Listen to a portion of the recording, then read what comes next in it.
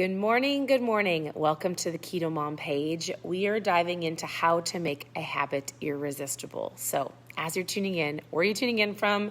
And every morning we're going through a book. This is the book we're going through right now. If you're brand new, post a new below. And I want you to know something.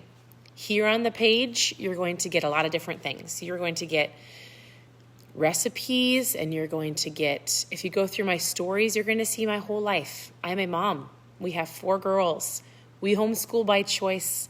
We live in a lake. We love to play. I love to talk about lots of things. So in my stories, I'm going to share my whole life. Here on the page, you're going to get recipes, keto tips and tricks, different lives about food, and mindset. Because my 100% belief is if you can get this right, then everything that goes in here is going to be better. You're going to make better choices. And ultimately, the goal is to help you create systems and habits to reach your goals effectively and to create a lifestyle so that you aren't in this vicious cycle of hitting a goal, falling back into old habits, gaining back weight, or whatever it is that you reached prior, and then having to start over, right? It's a vicious cycle that the average person does over and over again their entire life. And if you want to stop that, the vicious cycle, then you've got to get your mindset right. You need to be reading. You need to be following people that inspire you. And the goal is to create healthy habits and systems to where you know why you do what you do and how you stop the bad habit, right? That's the ultimate goal. And so how is your morning? I want to know, who's actually reading the book? Are you reading the book, and how is it going? And who's just following along here? And either way is fine. A lot of this book, I love it, and a lot of it is science-driven. It's data-driven. It's here's why you do what you do, and here's how you stop it or start it. So the reason I truly feel like if you don't have the book and you're following along, my encouragement to you would be to get the book, because some of it's very visual with the data and the things they're talking about. I don't go over the actual stories, but the stories are powerful, and it's all data driven. It's not just, I think this is going to work, so you should try it. Like, he talks about the science and the experiments and how they have come up with why they do what they do.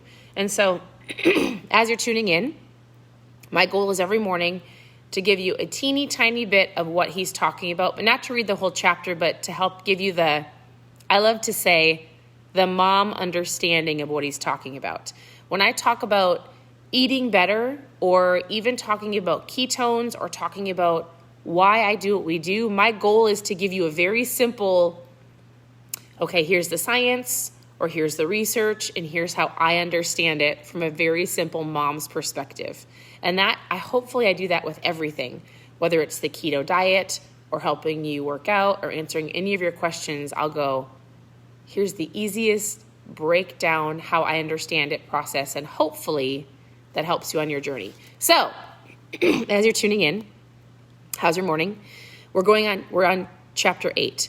I don't ever want you to feel like, oh my goodness, I'm behind. I can't keep up.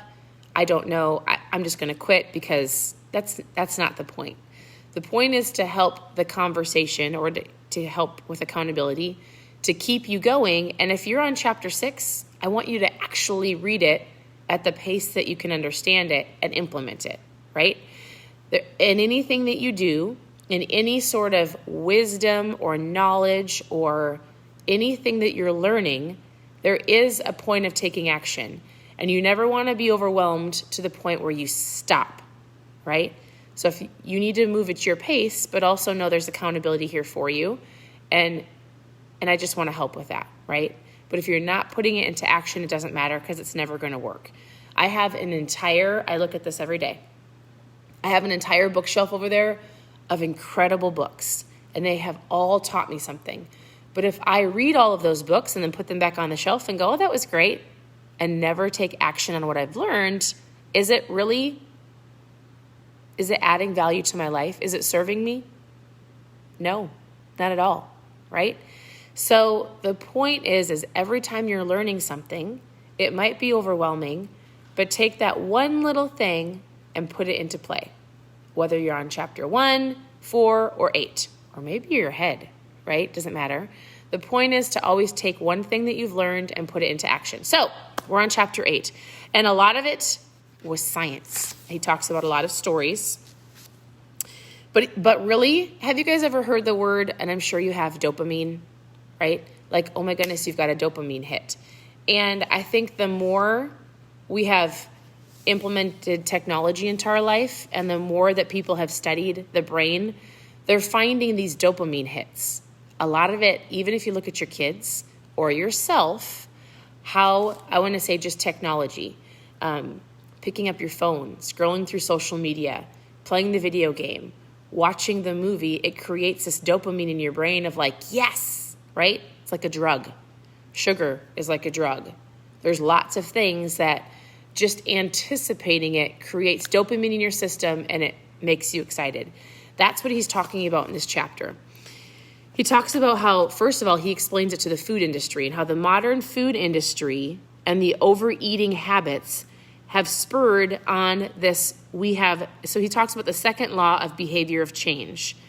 They make it attractive. And so we have to make the systems and the habits that we ultimately want to create, the healthy habits, we have to make them attractive. And if they're not attractive, excuse me, if the things we want to achieve are not attractive and they're not going to cause a dopamine release, then we're not going to do it, right? Why do you go and grab your phone? Why do you scroll through social media? Why do you watch that TV show? Why do you eat the sugar? And he goes through here and he talks about how even before you achieve the reward or the goal, it's the excitement and the anticipation that causes you to want to go and do it. It's not even the reward. It's not even the after, but it's the dopamine. It's crazy. And I hope that makes sense, but I can see it in lots of things, even in kids wanting to watch a movie or scroll through social media. It's pretty crazy on how things have a hold on us because of the anticipation. And so he says, if you want to increase the odds that a behavior will occur, then you need to make it attractive. Throughout our discussion of the second law, it is a goal to learn how to make your habits irresistible. And so he says, you have to want to crave it. So he talks about the dopamine. He talks about it's called a feedback loop. He says habits are a dopamine-driven feedback loop. When it comes to habits, the key to take away is this. Dopamine is a release not only when you experience pleasure, but also when you expect it. It's the anticipation of reward. So he talks about how children anticipate Christmas, right? But it's not even about opening the gifts. It's the excitement before Christmas that causes this dopamine. So he gives you a whole bunch of graphs to look at. And so here's ultimately setting dates and specific times and all of these different things. So for example, sorry, those are my dogs. We've got 4 dogs. You'll see them in my stories. Hold on a second. Rocky, come here.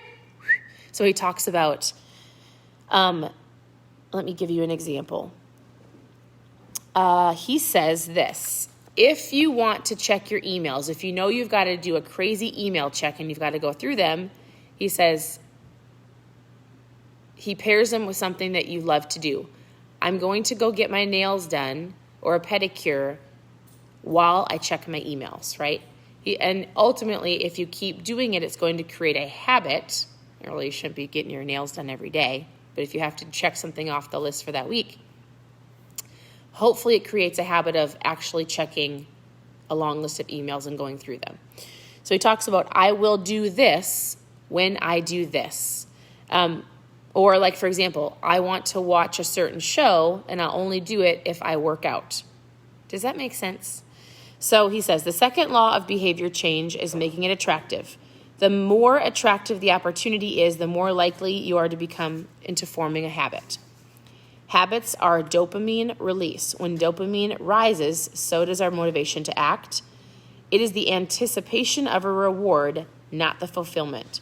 So temptation bundling is one way to make your habit more attractive.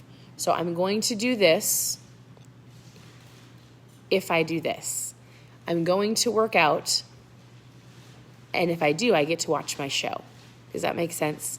So honestly, this chapter was just to give you the understanding of how your body reacts to certain things, the dopamine release, coupling it with something that you have to do with what you want to do to make a new habit or goal. So that's what chapter 8 is about.